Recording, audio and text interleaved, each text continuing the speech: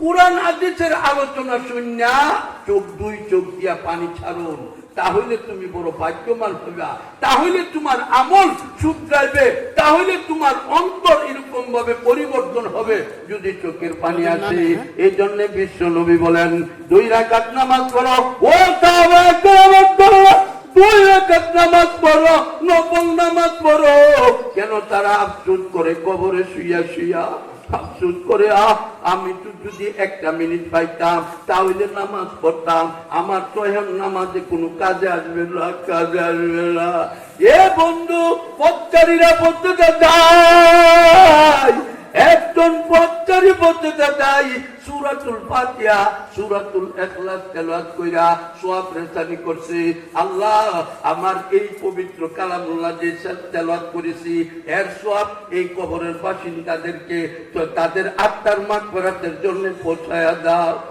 এমনি ভাবে কবর থেকে একটা মুর্দার ডাক দিয়ে বলে, এরা পথচারী শুনো, শুনো, এ পথচারী শুনো, তুমি তো একবার সূরাতুল ফাতিহা, সূরাতুল ইখলাস, দুরূদ শরীফ পাঠ করছো, এর সওয়াব যদি এরকম ভাবে মাহবুদে দান করে, এর সওয়াব যদি মাহবুদে দান করে, সূরাতুল ইখলাস 3 বার পাঠ করলে একটা পূর্ণাঙ্গ খতমে কুরআন 30 বার পড়লে যে সওয়াব, এর চেয়ে আরো বেশি সওয়াব হয়। জোরে জোরে বলেন সুবহানাল্লাহ।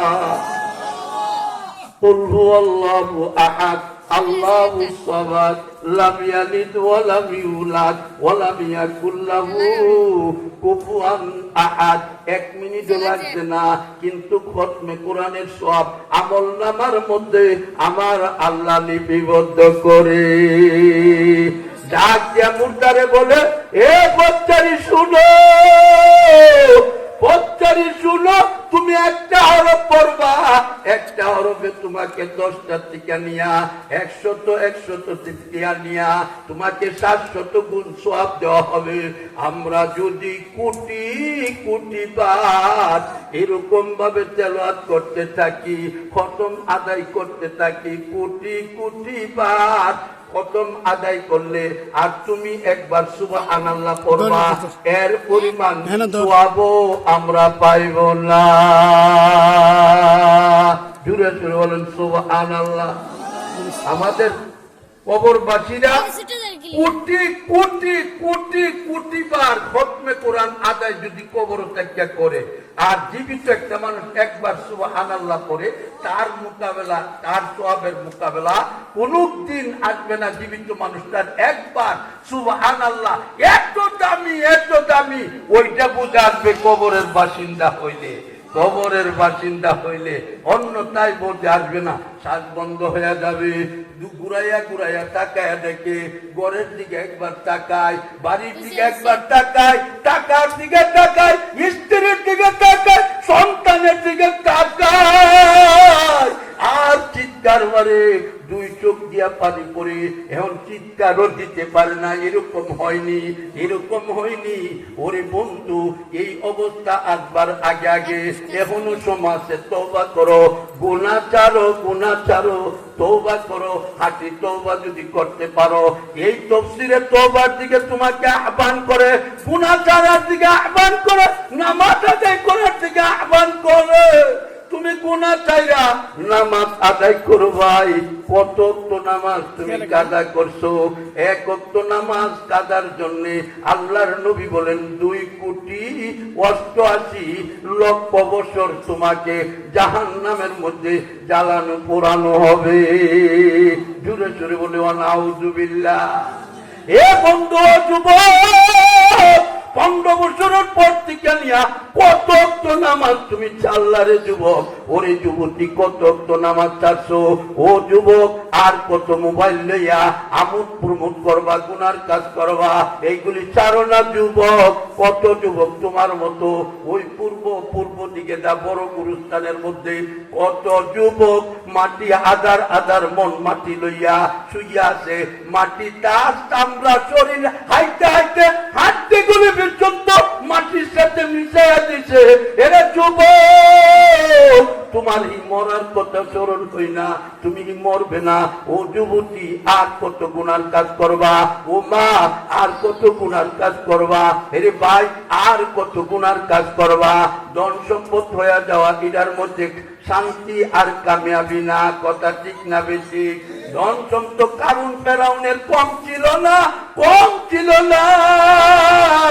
ধন সম্পদের মধ্যে কোনো শান্তি নাই, শান্তি হইল একমাত্র মনের শান্তি। আল্লাহ পাক রব্বুল আলামিন বলেন, আলা বিযিকিরিল্লাহি তাতমাইন্নুল কুলুব। জিকিরের মাধ্যমে, জিকিরের মাধ্যমে, আল্লাহর নাম নেওয়ার মাধ্যমে, ইবাদতের মাধ্যমে, কুরআন তেলাওয়াতের মাধ্যমে, সৎ কাজ করার মাধ্যমে, অসৎ কাজ ছাড়ার মাধ্যমে হইল আল্লাহ পাক রব্বুল আলামিন তোমাকে শান্তি দিবে, অন্তরের শান্তি। একটা লোক তার টাকাও নাই, পয়সাও নাই, কোনো কিছু নাই, ঘরের মধ্যে দুইজন অথবা সন্তান নিয়া এত শান্তি, এত শান্তি, কোনদিন ঝগড়া বাজে না, স্বামী স্ত্রী কোনো ঝগড়া নাই, ছেলে মেয়ে কোনো ঝগড়া নাই, শান্তি আর শান্তি। এই শান্তি দান করে একমাত্র আল্লাহ। ও বন্ধু, টাকার একটা গরম আছে, এই গরম কেউ সহ্য করতে পারে না। অনেকেই টাকার গরম সহ্য করতে পারে না। টাকা এখন দিছে, আবার কিছুদিন পরে নাও থাকতে পারে। এই জন্য ও বন্ধু, তোমার আমল যদি সুন্দর কইরা কবরের মধ্যে সইতে পারো, তোমার চাইতে বড় ভাগ্যবান আর কেউ হবে না। আল্লাহর নবী, বিশ্ব নবী রাহমাতুল লিল আলামিন বলেন, নেককার বান্দা যখন নাকি দুনিয়ার টিকা নামাজ আদায় কইরা, কুরআন তেলাওয়াত কইরা, সৎ কাজে চললা, দ্বীনের কাজে চললা, ঈমানকে নিয়া কবরের মধ্যে যখন চাইতে হবে, তাকে প্রশ্ন করা হবে, মার রাব্বুকা, তোমার রবকে, তোমার রবকে। কবরের মধ্যে মানকির নাকির দুইজন ফেরেশতা ডাক দিয়া বলবেন, হে আল্লাহর বান্দা, মার রাব্বুকা, তোমার রবকে। কবরে কইবনি কথা, কবরের মধ্যে এই কথা, এই প্রশ্ন করবনি। ওই লোকটা রবের কাজ করলে রবই আমার সব, রবই সব কিছু করতে পারে, আল্লাহ সব কিছু করতে পারে, আল্লাহ দিতে পারে, আল্লাহ নিতে পারে। সন্তান দেওয়ার মালিক কে? আট্ট জুড়ে কে? ধন দৌলতের মালিক কে? সব কিছুর মালিক একমাত্র আল্লাহ। এ বন্ধু, বাবার দরবারে গেলে ধন দৌলত পাইবা না, বাবার দরবারে দৌড়াদৌড়ি করো। আর তোমার আসল বাপ, জন্মদাতা পিতা, এই গুরুস্থানের মধ্যে একদিনের ওই সন্তান তোমার যাইবার, জিয়ারত করবার ইচ্ছা হয় না। নামাজটা পড়া জুমাবার দিন তুমি যদি তোমার মাতা পিতার কবর জিয়ারত করো, আল্লাহর নবী, বিশ্ব নবী রাহমাতুল লিল আলামিন বলেন, তোমার নামটা ওলির দপ্তরে উঠাইবে, আর তোমার মাতা পিতাকে আমার আল্লাহ ক্ষমা কইরা দিবে। তোমার মাতা পিতারে ক্ষমা করবে, আর তোমার নামটা ওলির দপ্তর উঠাইবে। কোনদিন সাপ্তাহিক নামাজি হইয়াও, কোনদিন তো জুমার নামাজ পড়া বাপের কবরের দিকে যায় না। এমনি বৃহস্পতিবার হইলে সিনজি রিজার্ভ কইরা কেল্লা বাবার দরবারে যাও, ওইখানের মধ্যে কোনো কিছু নাই, গুনা সিনজি বইরা নিয়ে আসো, তোমার আসল বাপের দরবারে যাও। গেলে লাভ হইব কি জানুনি?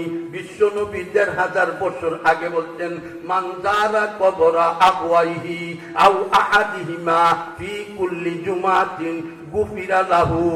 বিশ্ব নবী বলেন, তোমার মাতা পিতা দুইজন, তোমার একজনের কবর, তুমি যদি জুমাবার দিন জুমার নামাজটা পড়া গিয়া দুরূদ শরীফ পড়ো, সূরাতুল ফাতিহা যদি পড়ো, সূরাতুল ইখলাস পড়া দোয়া করো, পশ্চিম দিকে করতে পারলে ভালো, ওই দিকে ফিরা যখন দোয়া করবা, তোমার চোখের পানি নাকের ডগার মধ্যে আসবার আগে আগে আল্লাহ তোমাকে মাফ কইরা ওলির দপ্তরে তোমার নাম উঠাইবে, আর তোমার মাতা পিতাকে ক্ষমা কইরা দিবে।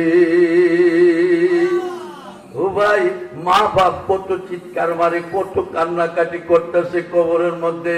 আমি কিন্তু মা বাপের ঘর ব্যবহার করি, জায়গা জমিন ব্যবহার করি, টাকা পয়সা ব্যবহার করি, ব্যবসাটা ব্যবহার করি, চাকরিটা ব্যবহার করি, এরপরও মাতা পিতার কথা একদিন স্মরণ করি না। তুমি যদি স্মরণ না করো, তুমিও একদিন মাতা পিতা হইবা, তোমার কত তোমার সন্তানে কোনদিন স্মরণ করবে না। কথা ঠিক না বেঠিক? আসুন ওরে যুবক, গুনাহ ছাড়ো, তওবা করো। আল্লাহর নবীর দরবারে, আল্লাহর নবীর দরবারে একটা যুবক, এই আল্লাহর নবীর দরবারে আবুল্লাহ ফকিহ আবুল্লাহ সমরকান্দি রহমাতুল্লাহি আলাইহি তানবিহুল গাফিলিনের মধ্যে ঘটনাটা উল্লেখ করছেন। একটা যুবক এরকম ভাবে সে শুয়া শুয়া চিৎকার মারে, দাঁড়ায়ও চিৎকার মারে, এমনি ভাবে হাঁটাও চিৎকার মারে, সব সর্ব অবস্থা চিৎকার দেয়। হঠাৎ করে একটা ছেলে যদি বুঝের একটা ছেলে এরকম ভাবে চিৎকার মারে, আপনারা জিজ্ঞাসেন না হ্যাঁ কি জানে, মা না জানে কি হয়েছে, হয়তো মাতা মারা গেছে, নাহলে পিতা মারা গেছে, নাহলে মারাত্মক বড় একটা অপরাধ হয়েছে, এই জন্য সে চিৎকার করে।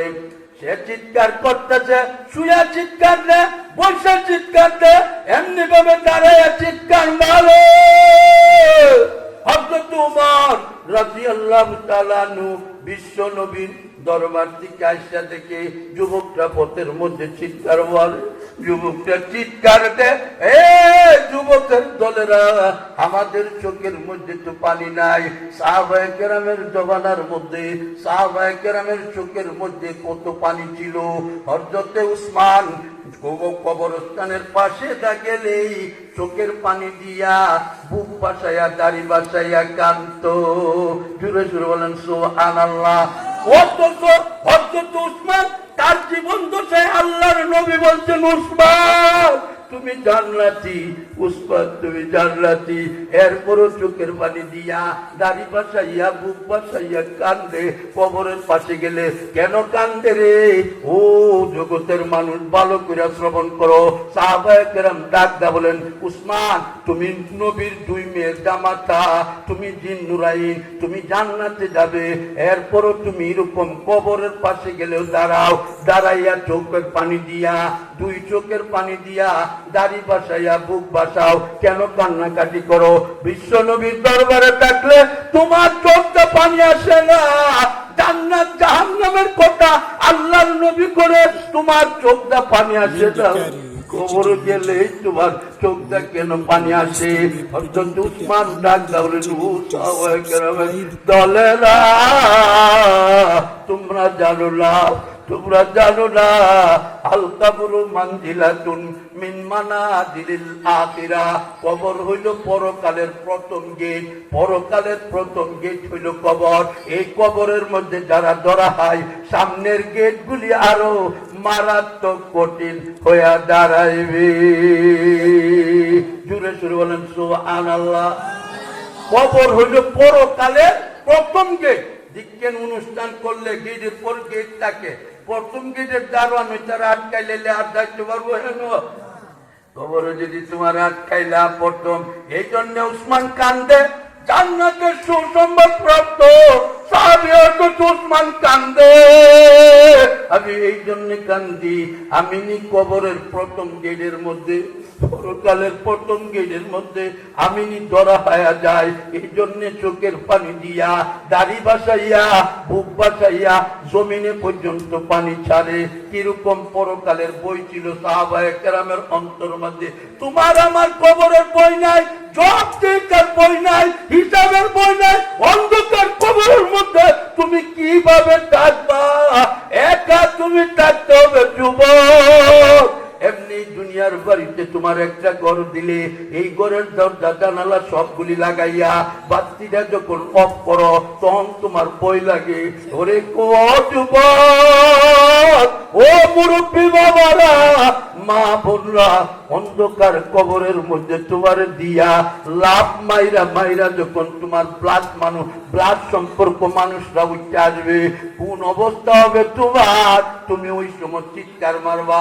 বলতেছিলাম মানকিন নাকির বলে মার রব্বুকা, তোমার রবকে, ওয়ামা দিনুকা, তোমার ধর্ম কি, কোন ধর্ম পালন করতা, ওয়ামা নবিউকা মান হাদার রাজুলুল্লাযী বুইসা ফীকুম, ওই ব্যক্তিকে তোমার কবর থেকে বিশ্ব নবীর রওজাটার দিকে এরকম ভাবে একটা জানালা খুঁজা দিবে, এই জানালাটা তাকাইয়া তুমি দেখবা, তুমি যদি নবীর সুন্নাত তোমার এন্টার বটের মধ্যে থাকে, দেখতে দেরি হবে আর বলতে দেরি হবে না।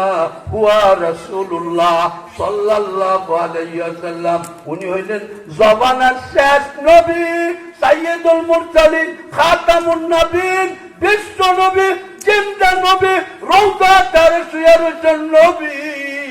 ওই নবীর কথা বলবেন, উনি আমাদের শেষ পয়গম্বর মুহাম্মাদুর রাসূলুল্লাহ। তিনটা প্রশ্নের উত্তর যখন আল্লাহর বান্দা সঠিকভাবে দিবে, এক নাম্বার রবকে, সে বলবে রাব্বি আল্লাহ। দুই নাম্বার তোমার ধর্ম কি, সে বলবে দ্বীনি আল ইসলাম। তিন নাম্বার তোমার নবীকে, সে বলবে হুয়া রাসূলুল্লাহ সাল্লাল্লাহু আলাইহি ওয়াসাল্লাম। আল্লাহ ডাক দিয়া বলবেন, ও ফেরেশতারা, আমার বান্দা সঠিক জবাব দিয়েছে, জান্নাত থেকে পোশাক আনো, তার গায়ের মধ্যে জান্নাতি পোশাক লাগায়া দাও। জোরে জোরে বলেন সুবহানাল্লাহ।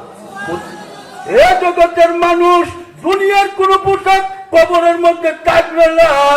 সঠিক জবাব যখন তুমি দিবা, জান্নাতি পোশাক তোমার গায়ের মধ্যে লটকাইয়া দিবে, পরাইয়া দিবে, জান্নাতি বিছনা তোমার কবরের মধ্যে বিছাইয়া দিবে।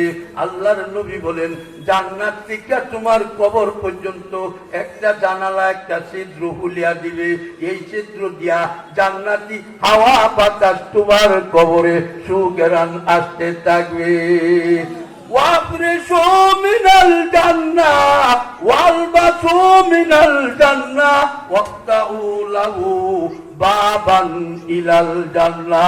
বিশ্বনবী বলেন, তার কবরের মধ্যে জান্নাতি বিছনা বিছায়া দাও, তার শরীরের মধ্যে জান্নাতি পোশাক পরায়া দাও, তার কবর থেকে নিয়া জান্নাত পর্যন্ত একটা জানালা খুলিয়া দাও। জোরে জোরে বলেন সুবহানাল্লাহ। এরকম যদি আপনার কবর, আল্লাহর নবী বলেন, আল কবরু রাওযাতুম মিন রিয়াজিল জান্নাহ, কবরকে যদি জান্নাত বানাতে চাও, দুনিয়ার বুকে নেক আমল করো। আল্লাহ পাক রব্বুল আলামিন বলেন, ইন্নাল্লাযীনা আমানু ওয়া আমিলুস সালিহাত কানাত লাহুম জান্নাতুল ফিরদাউসি নুজুলা। জোরে জোরে বলেন সুবহানাল্লাহ। ঈমান যদি মজবুত কইরা, ঈমানের পিছনে মেহনত করলে, হেতের পিছনে মেহনত করলে হেতটা ভালো হয়, ফসল বেশি হয়। কথা ঠিক না বেঠিক? ব্যবসার পিছনে মেহনত করলে ব্যবসা তোমার দামি হয়, ব্যবসার মধ্যে লাভবান হয়। যে কোনো জিনিসের পিছনে মেহনত করো, ইমানের পিছনে মেহনত করলে ইমান একদিন মজবুত হবে। মেহনত করবা কেমনে? আল্লাহর রাস্তার মধ্যে এই ঘর ছাড়ো, এই বাড়ি ছাড়ো, এই টাকা পয়সা চাইরা আল্লাহর রাস্তার মধ্যে যখন তুমি বের হয়ে যাইবা, তুমি বলবা এইগুলি চাললে কে করবে? তুমি ময়রা দেহ না, শ্বাস বন্ধ হইলে কে করে? যে করে। তুমি গেলে গো সেই করবে, আল্লাহ তোমারে সাহায্য করবে। আল্লাহর রাস্তার মধ্যে বের হইয়া ইমান আমল শিকার জন্য যখন তুমি বের হয়ে যাবে, আকাশ থেকে আমার মাহবুবে তোমাকে সহযোগিতা সাহায্য করবে। জোরে সোরে বলেন সুবহানাল্লাহ। ওয়া মান ইয়াতাওয়াক্কাল আলাল্লাহি ফাহুয়া হাসবুহু। আল্লাহ বলেন, আমার উপরে ভরসার মতো ভরসা করলে, ইয়াকিনের মতো ইয়াকিন করলে, আমার ভরসা যদি করো আর তুমি চেষ্টা করো, আমি আল্লাহ তোমার জন্য যথেষ্ট। ও মিয়া, যদি একজন বড় লোক বলে তোর কোনো টেনশন নাই, চিন্তা নাই, টাকা লাগে, পয়সা লাগে, ঘর লাগে, বাড়ি লাগে, সব কিছু আমি দিব, সাধারণ একটা বড় লোক এই কথা কইলে তুমি খুশি ছুটে কলজা বাচ্চা জায়গা স্বাস্থ্য পয়সা বলো, এমুক লোকে বলছে আমার সব কিছু দিবে, টাকাও দিবে, বড় দিবে, বাড়িও দিবে, সব কিছু দিবে, আমার কোনো টেনশন নাই। তার প্রশংসা করো। এ জগতের মানুষ, আকামুল হাকিমিন রব্বুল আলামিন তোমাকে সব কিছু দিল, এত সুন্দর আকৃতি দিয়া তোমাকে এরকম আমার আল্লাহ সৃষ্টি করেছে। ওই মাহবুদকে সজদা দিতে যাও না, দৈনিক 5 বার ডাকে, তোমার কপালটা মাহবুদের জন্য রিজার্ভ, এরপরও তুমি সজদা দিতে যাও না। ও নিমুখারাম, এ নিমুখারাম, আর কত না ফরমানি করবা, আল্লাহকে সজদা দাও না, তোমার একটা সজদার দাম কত জানুনি? একবার সজদা দিলা, এই আকাশ এই জমিন এইগুলি যদি স্বর্ণ দিয়া বিক্রি কইরা আল্লাহর রাস্তার মধ্যে ব্যয় কইরা দেয়, এক চাইতে আরো বেশি সওয়াব হবে, একটা সজদার দামও হবে না। ও যুবক, এখনো তো তুমি সজদা দেও না, এখনো তুমি নামাজ আদায় করো না, এখনো তুমি কোরআন তেলাওয়াত করো না। এ যুবক, প্রতি বছর তাফসীরুল কোরআন মাহফিল করলে কি লাভ হবে? তুমি গুনাহ ছাড়তে পারলা না, মোবাইল ছাড়তে পারছো না, ইসলামিক কার্যকলাপ ছাড়তে পারলা না, চরিত্রকে পরিবর্তন করতে পারলা না। ও যুবক, এই তাফসীরের দ্বারা কোনো কাজ হবে না যদি তোমার চরিত্র পরিবর্তন না করো। তুমি আগে নামাজি ছিলা না, তাফসীর মাহফিল যাওয়ার পরে তুমি নামাজি হইলা। তুমি আগে চুরি ডাকাতি করতো, তাফসীর মাহফিল যাওয়ার পরে এইগুলি অন্যায়ের কাজ থেকে তুমি বিরত রইলা। তাহলে তোমার তাফসীর মাহফিল সাকসেসফুল হবে, কাজে লাগবে। এই জন্য আসো যুবক, এ যুবকে অনুসমাজ তওবা করি।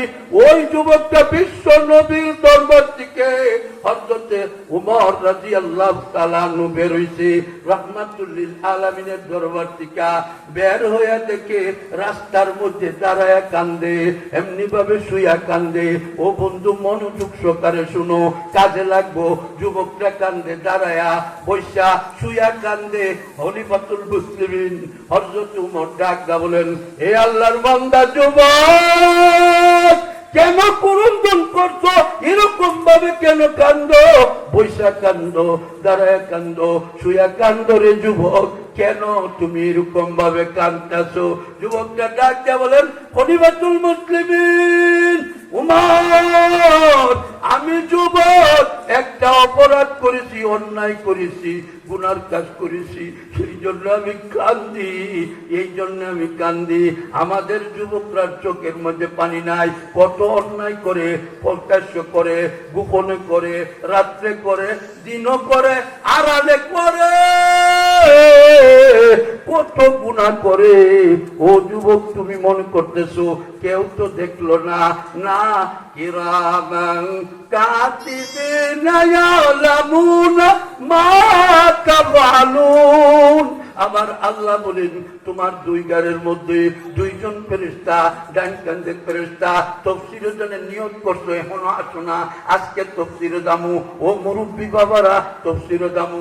মা বোনরা, তুমি ঘরের কোণের মধ্যে এরকম ভাবে বৈশা আর কোনদিন নামাজ ছাড়বো না, আমি তাফসীরের আলোচনা শুনবো, কোরআন তেলাওয়াত করবো।